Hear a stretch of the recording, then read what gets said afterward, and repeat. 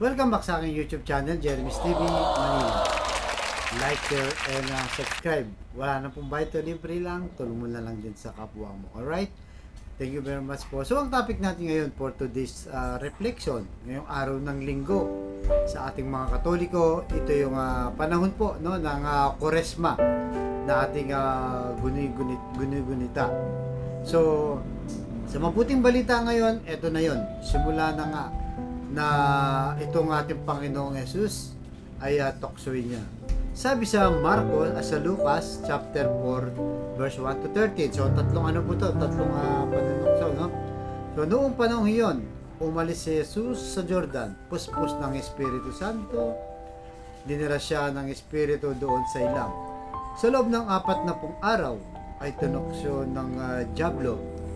Hindi siya kumain sa buong panahon yun, kaya't gutom na gutom. So dahil po Koresma nga, 40 days po natin sineselebrate. Sa loob ng 40 days, hindi po kumain ang ating Panginoong Jesus, no? Pero siyempre gugutumin siya dahil sa kalagayan niya ngayon, tao siya. Kalagayan niya po hindi siya Diyos, tao siya ngayon kasi nga nagkatawang tao. So una, ito po ang unang tukso, no, ng dyablo. Sinabi sa kanya ng dyablo, kung ikaw ang anak ng Diyos, iutos mo na maging tinapay ang mga batong ito. Di ba? So sabi niya, gawin mo tinapay yan kasi nga alam niya gutom na gutom, no, ang ating Panginoong Jesus. Kaya tinutokso niya para kumain. Dahil hindi siya kumakain, no? Ito yung pang-akit nitong dyablo. Kaya dito, no, may dalawang bagay na kailangan mong pagpilian, yung fidelity or infidelity, or mabuti o masama. Kaya sinagot ng ating Panginoong Jesus, no? Sinagot, at ito yung panlaban natin sa tuwing dumarating yung tukso o ang dyablo. Nasusulat, sabi ng ating Panginoong Jesus, hindi lamang sa tinapay nabubuhay ang tao. So yun po, no, hindi lang sa physical kundi spiritual. Ito nga pong ginagawa natin, isa tong kaya nga ang nasa hashtag natin diyan, pagkain ng kaluluwa. Yan ang pagkain po ng kaluluwa, ay ang salita ng Diyos. At yan din po ang panlaban sa dyablo. So pangalawang tukso, dinala siya ng dyablo sa isang pinakamataas na lugar. Sa isang saglit ay ipinakita sa kanya ang lahat ng kaharian ng sanlibutan. Ibibigay ko sa iyo ang lahat ng kapangyarihan at kadakilaan ng mga kaharian ito. Wika ni dyablo, ipagkakalob ito sa akin at may bibigay ko sa kanino mang ibigin ko. Kung ako'y sasambahin at magiging iyong lahat ng ito. Yan, no? So ito naman, ang kanyang panukso dito, yung kapangyarihan, no? Sa panahon po natin yan, ito yung mga posisyon sa gobyerno, no? Yung mayaman ka, isa rin kapangyarihan yan, kaya mo magmanipula ng tao, no? Yan po pinakita ni dyablo, pinakita niya yung buong kaharian. Kumbaga, ikaw ang may hawak niyan, ikaw ang masusunod, ano man ang inyutos mo ay yung isusundin ng lahat. Dahil ibibigay ko sa iyo, sabi ni dyablo, no, sinisilaw siya sa kapangyarihan, no? Sinisilaw siya sa kapangyarihan kapag sinamba mo ako. Di ba? Pag sinamba mo ako, ibibigay ko lahat yan sa iyo. So, tulad ng ating pang-araw-araw na buhay, may mga taong sinasamba, no? Sinasamba yung pera, kapangyarihan. Kaya minsan, di ba, lalo po sa atin sa politika, kahit matagal nang nasa pwesto, kapag natapos ng kanyang termino, ipapamana sa asawa, anak o kamag-anak. Di ba? Ganun po ang nangyayari sa panahon natin ito. Kaya anong sagot ng ating Panginoong Jesus? Nasusulat ulit. No? Nasusulat ulit.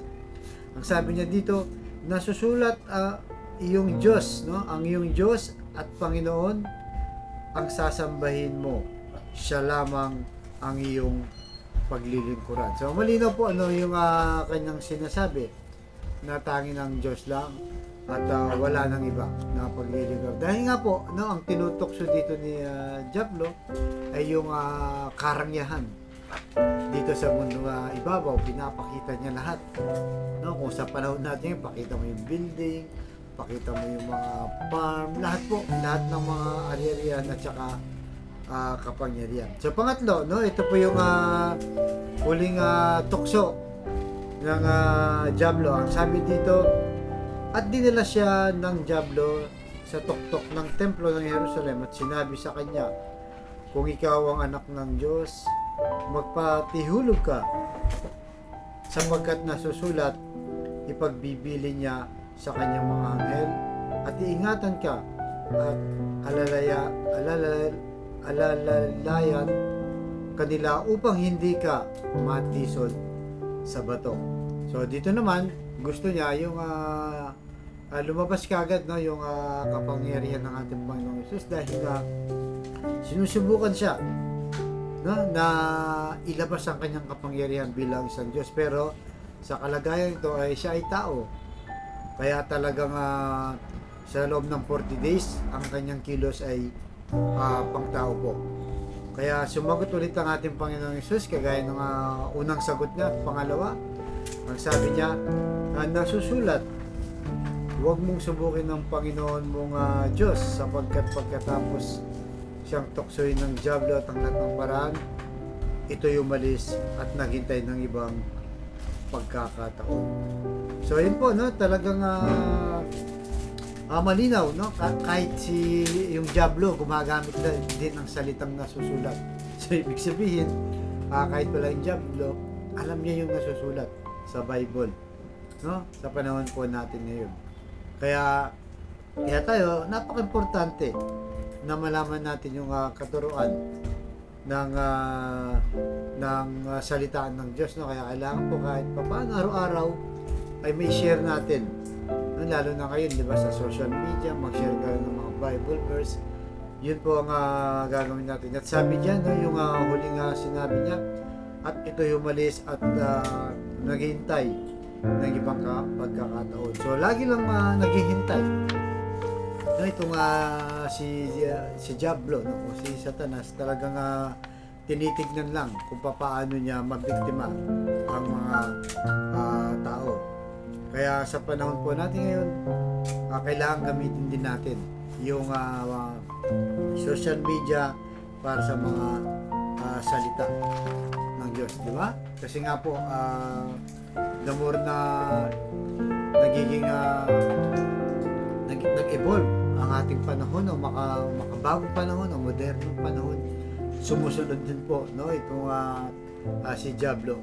Kaya alam niya rin yung kanyang kinikilos, kumbaga abangers lang siya sa mga taong kanyang bibiktimahin. Kaya laging siya sinasabi diyan ng ating Panginoong Hesus yung nasusulat. Kaya doon din po tayo kukuha ng panlaban dito sa Diablo, kasi talagang may mga pagkakataon na ang tao ay tinutok po lagi. Kaya ang ating Panginoong Hesus hindi niya yun nakaligtas, di ba? Kasi yung unang tao na ating natuksolan, si Eva at itong si Adan, subalit hindi sila nagtagumpay, no, dahil nahulog na sa patibong itong si Diablo. Pero ang ating Panginoon Hesus ay hindi nagtagumpay siya. Kaya pwede rin po tayo magtagumpay sa kanyang tulong sa pang-araw-araw natin. Kaya sa kapatid natin nanonood sa aking vlog na may problema sa pamilya, financial at kalusugan, sabayin mo kasi napakasimpleng dasal na kung ikay maniwala, magtiwala sa ating Panginoong Hesus, ay tsak yun pagkakalob sa iyo sa tamang panahon. So tayo mo na lang, Lord, bless niyo po ang kapatid namin nanonood sa aking vlog na malubha na po ang karamdaman, stage 4 cancer na, tinaningan na rin ang kanyang buhay. At lahat po ng nanonood na may karamdaman, ipuhin niyo po ng iyong mapagpagaling na kamay, haplusin niyo po, tanggalin niyo po ang kanilang karamdaman. Alam naman po namin na walang imposible sa iyo kung iyong loloobin. At ganoon din po sa pamilyang nasisira o nagkawatak-watak dahil sa hindi pagkakaunawaan. Ipuhin niyo po ang kanilang puso na maging mapagkumbaba, mapagpatawad at mapagmahal sa bawat miyembro ng pamilya. At ganoon din po sa financial na kailangan natin lahat. Lalo na po, yung mga kapatid namin walang-wala talaga. na ultimo pambili ng 1 kilo lang ng bigas. Pinoproblema pa Lord kung paano nila mairaraos ang kanilang pamilya. Bless niyo po ang aming hanap buhay para sa amin. Patawarin niyo po kami sa aming mga kainahan at kasalanan. Ang lahat ng ito hiniling namin sa matamis na pangalan natin, Panginoong Jesus. Amen. To God all be the glory. Sa ngalan ng Ama, Jesus Espiritu Santo. Thank you very much po.